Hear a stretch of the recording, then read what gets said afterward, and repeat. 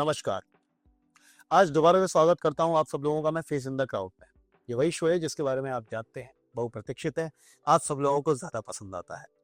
हर बार जैसा कि आपको पता है हम समाज से, इस सोसाइटी से एक कलाकार को, एक शख्सियत को आपके पास लेकर आते हैं और हम उनसे वो बातें जानते हैं, जो बातें हम अक्सर उनके बारे में नहीं जानते थे, हमें नहीं पता थे। और साथ-साथ उन पर्सनैलिटीज़ को, उन व्यक्तित्व को लेकर आते हैं आपके पास, जो समाज में रहकर अपनी मेहनत से, अपनी लगन से, अपने संघर्ष से आगे बढ़े हैं, एक जगह स्थापित हैं और साथ-साथ लोगों को जागरूक भी बना रहे हैं, अवेयर करते हैं, अवेक करते हैं, राइज़ करते हैं और उनको प्रेरणा भी देते हैं। कई एक और ऐसी ही शख्सियत है मेरे पास, मेरे बीच। उनके बारे में मैं आपको कुछ बातें बताऊँगा और उसके बाद हम उनसे मुलाकात करेंगे। आज हमारे साथ एक ऐसे कलाकार हैं जो लय और ताल के ध्वजवाहक हैं, यानी कि टॉर्च बियरर। वे प्रतिभाशाली श्री प्रसाद विलास पाध्य, एक सिद्धहस्त तबला वादक और परकशनिस्ट। श्री पाध्य ने अपना जीवन भारतीय शास्त्रीय संगीत की गूढ़ और दिव्य दुनिया को समर्पित किया है। परंपरा में गहराई से रचे बसे और नवाचार के लिए सदैव तत्पर, यानी कि नई चीजों को करने के लिए तत्पर। उन्होंने तबले को एकल वादन और संगीत के क्षेत्र में एक अलग पहचान दिलाई है। साथ ही उन्होंने फ्यूजन, सहयोगी प्रोजेक्ट्स और समकालीन मंचों के जरिए तबले की पहुंच को नई ऊंचाइयों तक पहुंचाया है। उनकी ताल एक ऐसी भाषा बोलती है जो पीढ़ियों को जोड़ती है, पारंपरिक श्रोताओं से लेकर आज के युवा तक। चाहे वो किसी शांत बैठक में हो या किसी भव्य सभागृह में, चाहे शिष्यों को सिखाना हो या श्रोताओं को ताल की सूक्ष्मताओं से परिचित कराना हो, यानी कि जितनी माइन्यूट्स से माइन्यूट्स डिटेल्स हो सकती है, उनका ये सफर जुनून, समर्पण और उद्देश्य से भरा हुआ है। सांस्कृतिक जागरूकता और सामुदायिक सहभागिता में, यानी कम्युनिटी के हिसाब से भी, सोसाइटी के हिसाब से भी दृढ़ विश्वास रखने वाले श्री पाध्य युवाओं को शास्त्रीय संगीत की आत्मा से जोड़ने का निरंतर प्रयास करते हैं, एक ताल के माध्यम से।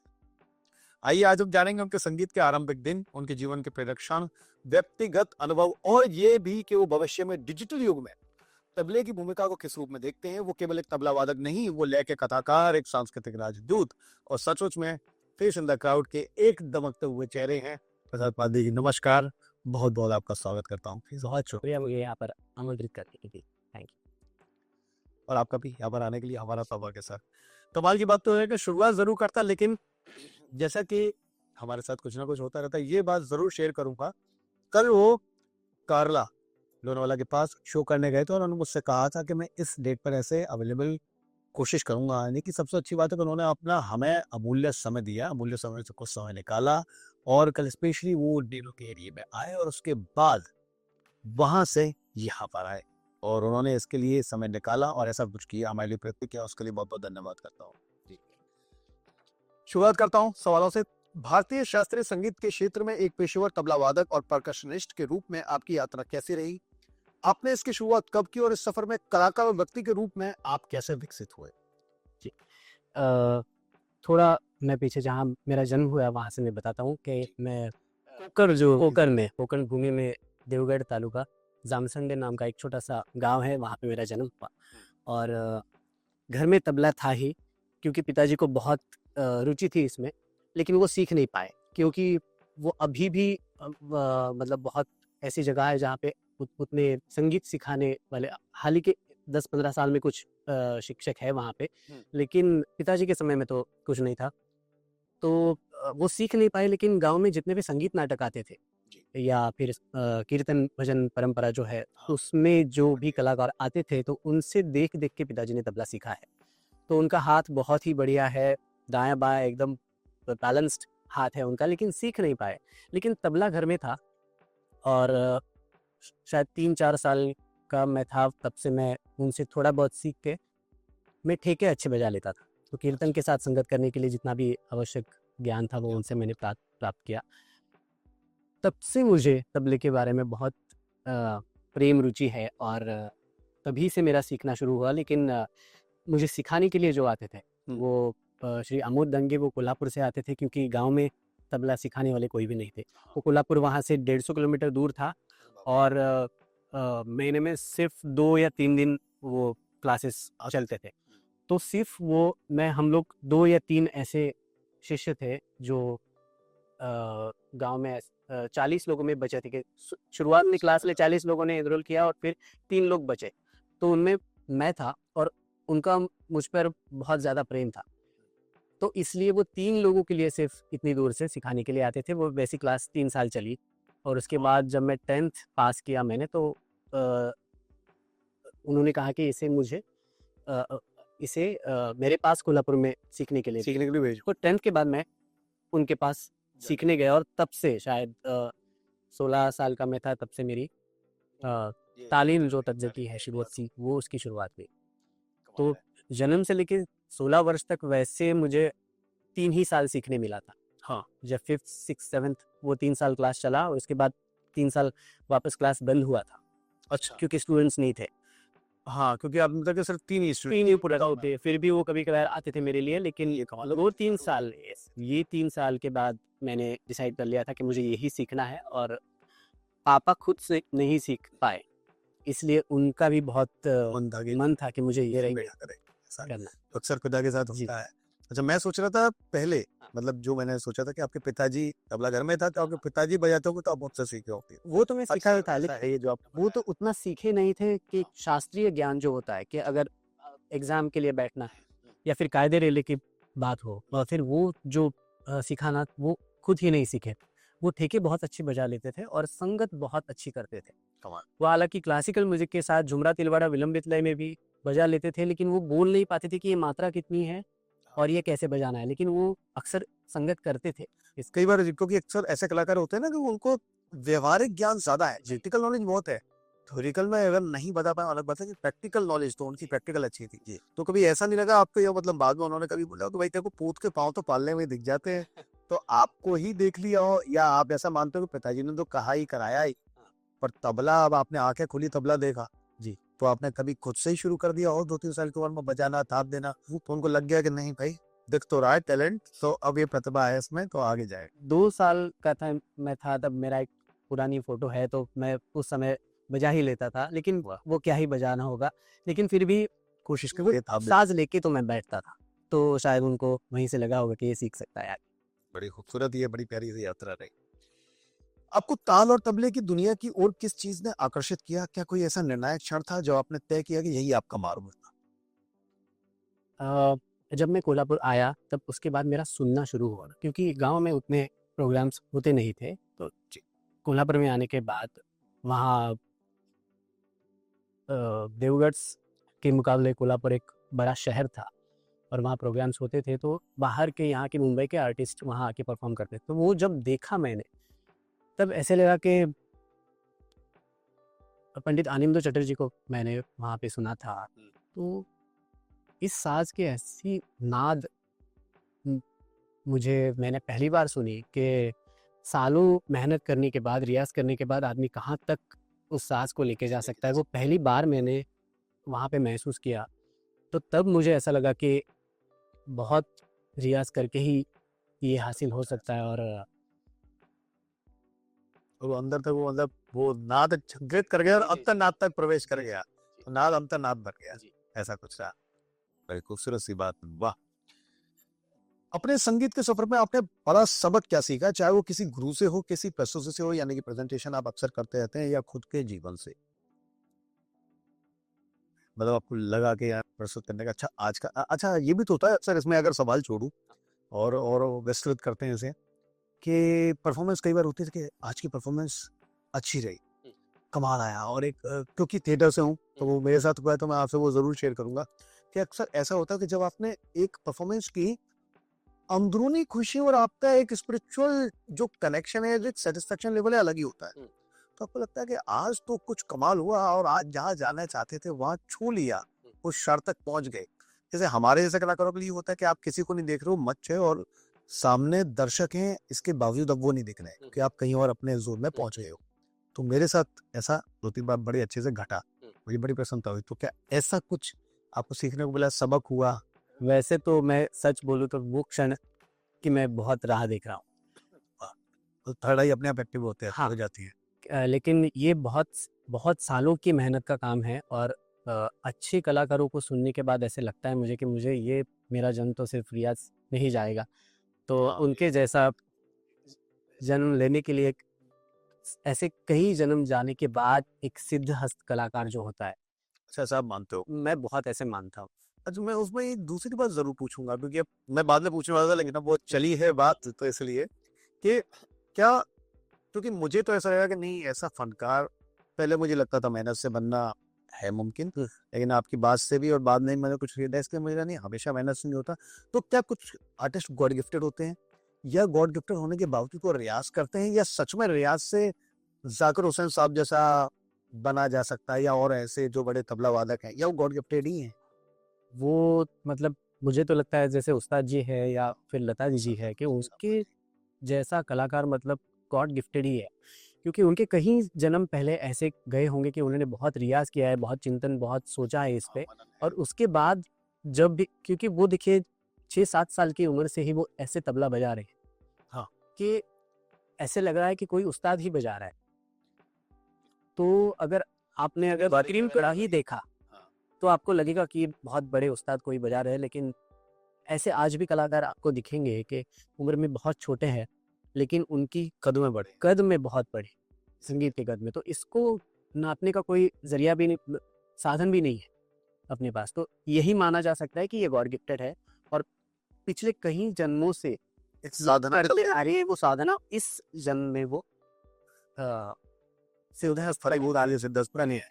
तो मतलब अब ये तो लगता ही है कि हाँ, मैं मेहनत तो करूंगा, जैसे आपने कहा कि रियाज में मेरा जीवन जाएगा, जिंदगी जाएगी, लेकिन हाँ, गॉड गिफ्टेड भी है, मतलब रियाज कर करके पहुंचा जा सकता है, पहुंचा जा सकता है। लेकिन शायद उतना ना बना जा जो सके। मतलब जिन कलाकार की हम लोग बात कर रहे हैं कि वहां तक पहुंचने के लिए शायद कई जन्म जाने चाहिए, या तो इस जन्म में बहुत रियाज करके एक किसी ना किसी स्तर पर तो हम पहुंच ही जाएंगे, जी लेकिन वो बात आने के लिए वो एक्स फैक्टर जो कहेंगे हम लोग, जी, या फिर जिन्हें देखने सुनने के बाद लोग खुद को भूल जाते हैं, वहां तक पहुंचने के लिए शायद जन्म जाएगी। जन्म है। अच्छा, अगर आप तबला वादक या शिक्षक नहीं होते, तो आप कौन सा दूसरा करियर या जुनून अपनाते हैं, यानी कि आपको पैशन होता है, हॉबी होती है?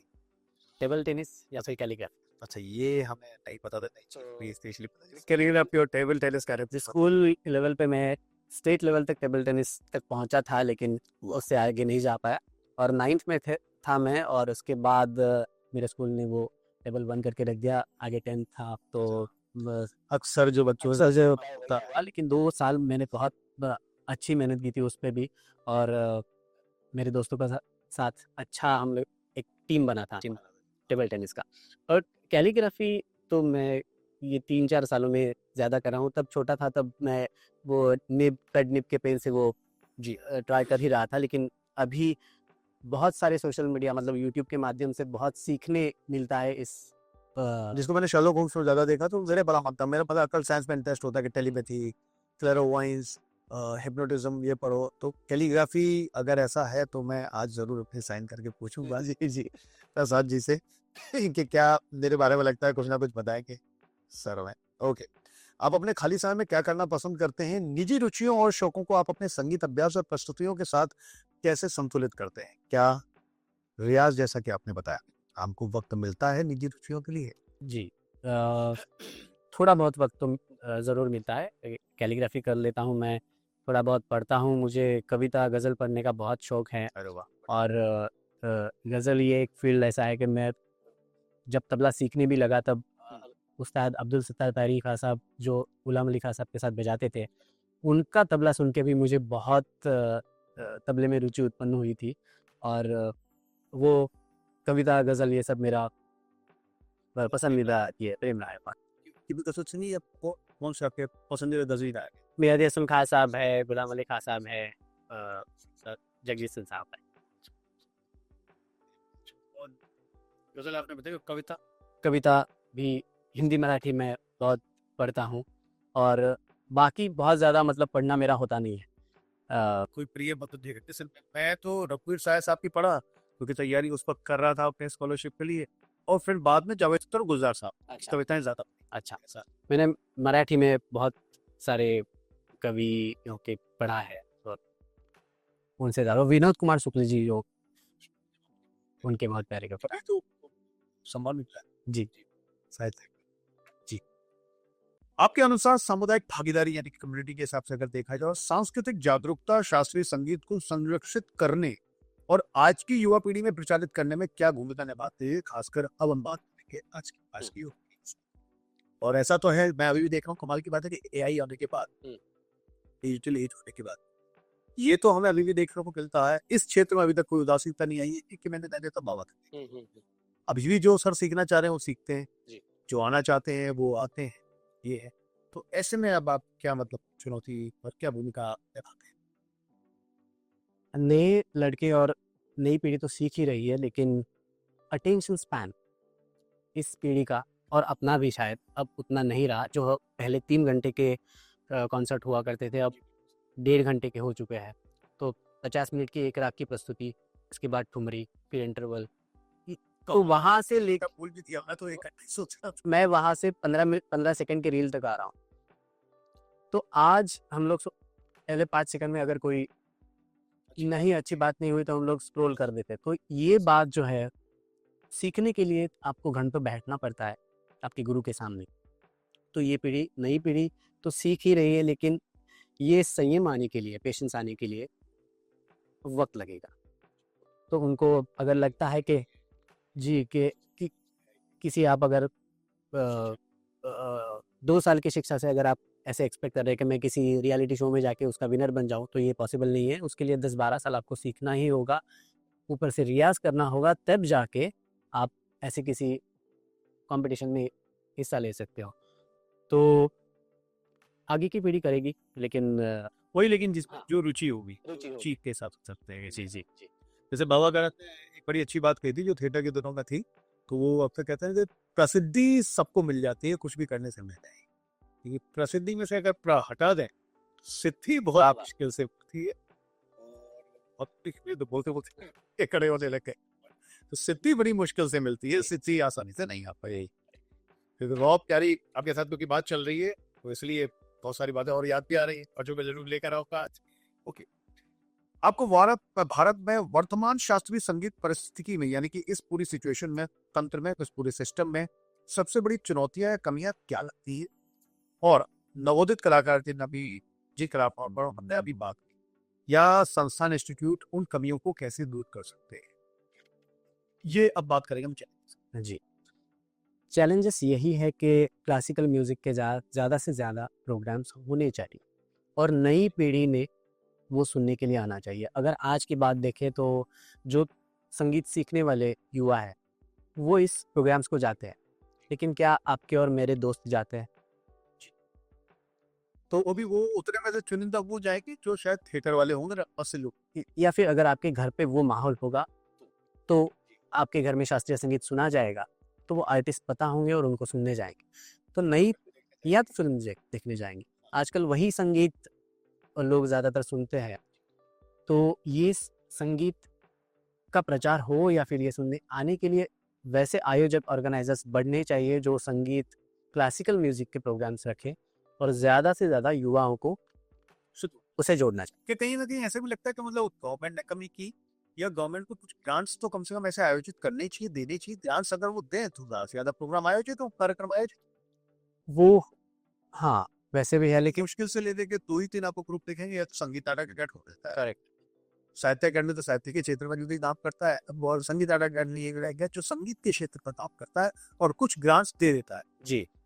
लेकिन उसके अलावा तो आईसीसीआर और 15 संस्थाएं जो नहीं देती है, देती हैं तो कम देती है। हाँ। मिनिस्ट्री ऑफ कल्चर वहां से कुछ आए, या फिर बड़ी इंस्टीट्यूट्स में भी संगीत ये विषय होना चाहिए। जैसे आईआईटी में था, आईआईटी मुंबई में मैं वहाँ पे 7 साल म्यूजिक टीचर, तबला टीचर रहा हूँ। 7 साल मैंने वो जॉब किया है।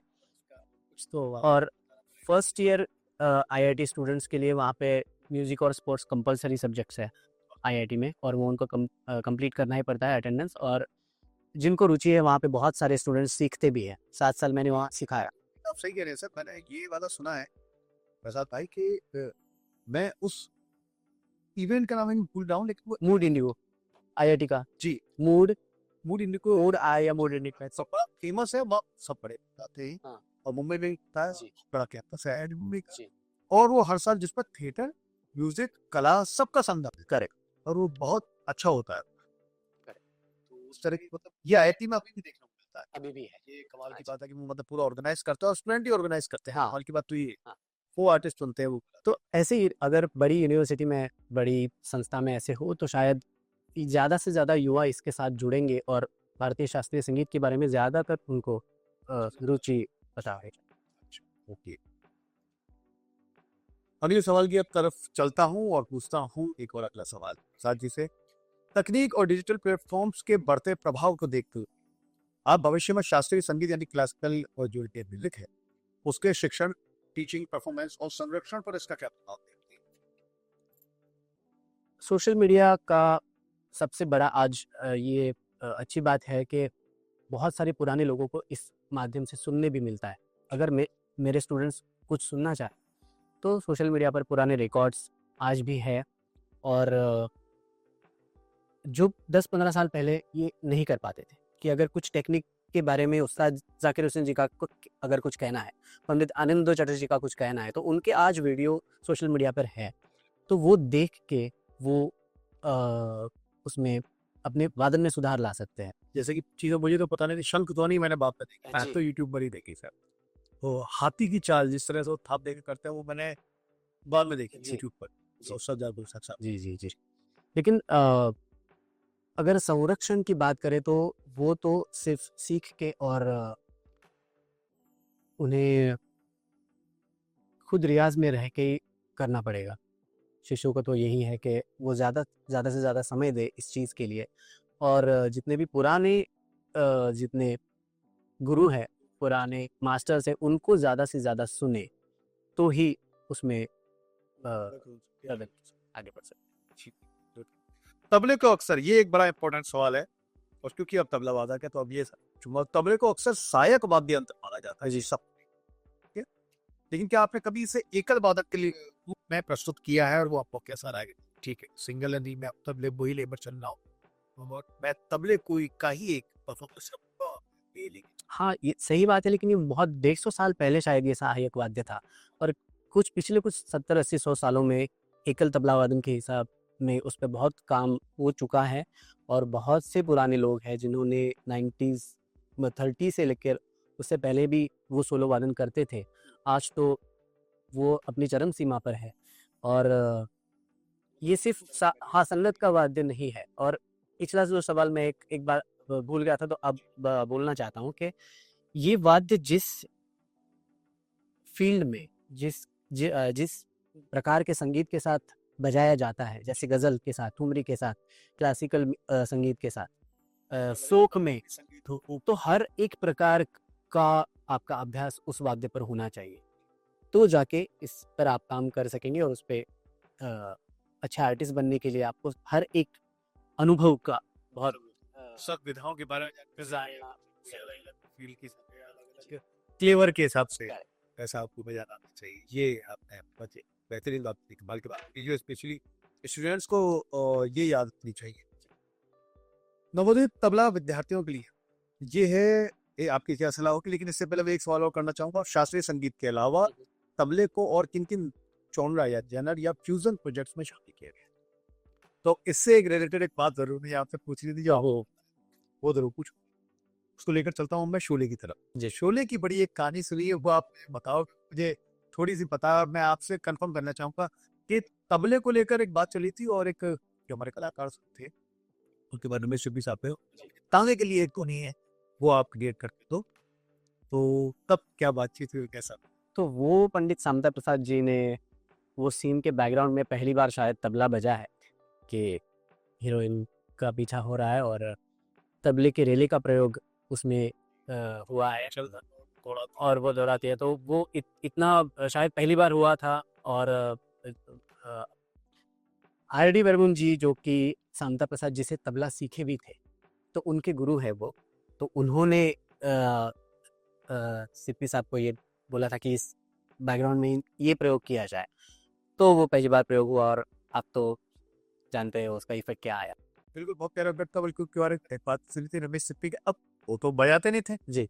तो उन्होंने कहा कि मैं थोड़ी बजाऊंगा, तो सुना है कि उन्होंने कुछ पैसे की मांग रखी थी, उन्होंने कहा अरे मैं ज्यादा पैसे हाँ, तो शायद ना कर रहे कि उन्होंने कहा मैं इतने कुछ ये लिमिटेड अमाउंट में इतना पैसा, मगर ठीक है मैं दूं, आप आओ। तो फिर उन्होंने कहा अच्छा ठीक है। ये सेम किस्सा मुझे ऐसा एक मुगल आजम के बारे में जी, जो आपको पता हो, बड़े गुलाम गुलाम अली खान साहब। तो उनके पास गए, वो तो फिल्मों के लिए गाते नहीं थे, और तानसेन जैसी आवाज होनी चाहिए। तो फिर के आसिफ ने प्रोड्यूसर से कहा कि इस युग में तो तानसेन ने की है, जी जैसे मैं जानता हूँ तो बड़े गुलाम अली खान साहब उनके पास जाएंगे। उनके पास गए तो उन्होंने कहा नहीं मैं तो नहीं गा था। अब उन्होंने टालने के लिए कह दिया, बार बार कहते कि ठीक है मैं गाऊंगा, एक गाने को 25,000। जी। तो तब के ज़माने में 25,000 मतलब उन्होंने इसीलिए क्या कहा था कि वो ना बोल दे, लेकिन उन्होंने हाँ कह दिया। 25,000 रुपये आप 2 गाने। जी। तो उन्होंने 2 गाने गाए। इस तरह के कमाल की तकरीब हो रही है, घटनाएं रही हैं आपको साथ इसी पे। और एक आखिरी सवाल और बड़ा इंपॉर्टेंट आखिरी सवाल कि आपकी बातचीत जी। नवोदित तबला विद्यार्थियों के लिए आपकी क्या सलाह होगी, खासकर तकनीक, रियाज और संवाद को लेकर? क्योंकि मैंने जितनी बातचीत देखी, आपने एक चीज तो बहुत बार बार गौर की और गौर करने लायक बात है, आपने जोर दिया है रियाज, रियाज, प्रैक्टिस कर रियाज। जी। तो आपने क्या सलाह इतनी होगी कि पहले अच्छे गुरु से सीखो, सालों साल सीखो, बहुत ज़्यादा जितने साल सीखोगे और जितने साल ज़्यादा रियाज़ करोगे, उतनी सफलता या फिर उतनी मैच्योरिटी आ जाएगी जल्दी। और ये साज़ जिन कला के साथ बज रहा है, उस हर एक प्रकार का बहुत ही गहराई से अगर ठुमरी के साथ सुनना है तो ठुमरी के साथ कितने बड़े-बड़े बुज़ुर्ग तबला वादकों ने बजाया है, वो गौर से सब अध्ययन करना पड़ेगा। आज के दौर का फ्यूजन अगर बजाना है तो फ्यूजन में किन कलाकारों ने बजाया उनका बहुत अध्ययन करना पड़ेगा। उसके साथ टेक्निक्स जो तबले की टेक्निक है, अच्छा नाद प्रोड्यूस करने के लिए क्या सीख सकते हो, वो भी बहुत से कलाकारों को सुन के ही आपको मिल जाएगी। क्योंकि ऐसे नहीं है कि सिर्फ आपके गुरु ने ही वो जो बताया उसी पे आपको काम करना है। आज सोशल मीडिया का फ़ायदा ये है कि हम बहुत ज़्यादा कलाकारों को सुन सकते हैं। तो उनको सुनने के बाद अपनी एक टेक्निक रियाज़ की, तो कभी ना कभी तो आपको मिल जाएगी। वो रास्ता मिलने तक आपको, वहाँ तक पहुँचने तक आपको रियाज़ ही करना है। उसके अलावा कोई भी शॉर्टकट इसमें है नहीं। तो यही सलाह होगी बस। पुस्तक के दी हुई है, प्रयास करते रहिए, प्रैक्टिस करते रहिए।